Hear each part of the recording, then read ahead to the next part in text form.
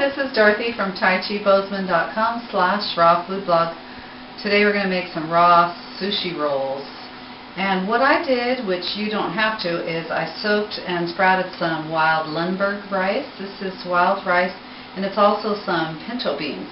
Now, unlike other sprouts, these take 5 days. So you put them in a jar or a bag, soak them in water for 24 hours, pour off the water, and then every day you got to water rice twice a day, rice and beans. I put them together because they take the same amount of time. And some people actually keep the water in the rice the entire time, just like the soaked rice fields of China and Japan. I found that it's not necessary here in Bozeman, Montana. They stay wet during the day.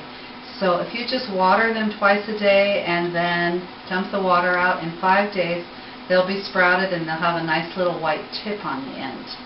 So they're ready after sprouting for 5 days.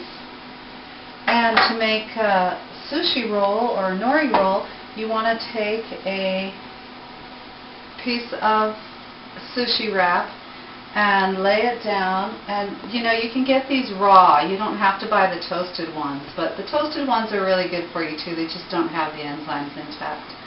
So take a piece of that, lay it down, and that's just seaweed. And then you want to spread your rice and beans over it. And again, you don't have to use rice and beans. I just did it because a lot of people don't know you can sprout rice. And Lundberg, for some reason, Lundberg Farms makes the rice that seems to sprout. So I would go with Lundberg. And then you're going to spread it on your seaweed. And everything you do with your seaweed, you want to leave a border around the edge so you can roll it up. And then I use my famous chow bowl knife because it makes really nice strips. So you can use any vegetables you want. I'm using cucumber today. And see how nice it peels? So you just get this really nice, whatever kind of peel you want. So I'm going to lay a piece of cucumber on the top of this one. Maybe 2, whatever you want them to look like. And see how nice and thin that comes out? And then I'm going to put some avocado on mine. And to cut your avocado, oops, that's a little bit wet there, because I put lemon juice on it. You want to just slice it in 3 like that and scoop out the insides, depending on how much you want. So I'll just put that much on mine today.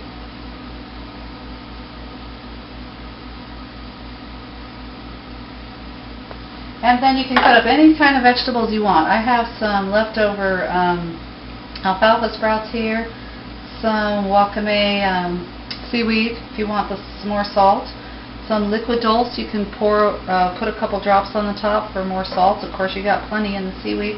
Bell peppers, rosemary, celery, carrots, and some mushrooms that have been soaked in lemon. Soaking them in lemon kind of cooks them. So they're raw, but they're marinated. And I'll just put a little bit of everything on this one, I guess. Then what you want to do is keeping your fingers really wet. You want to moisten your fingers. You want to seal the edges. Now this one I'm just going to roll. So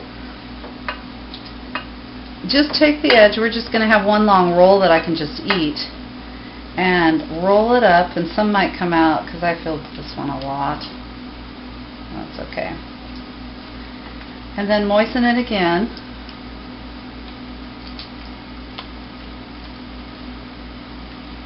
And just kind of pat it down till you can see that it's sealing there. And then lay it down. Now I eat them just like this. I just pick up the whole wrap and eat them.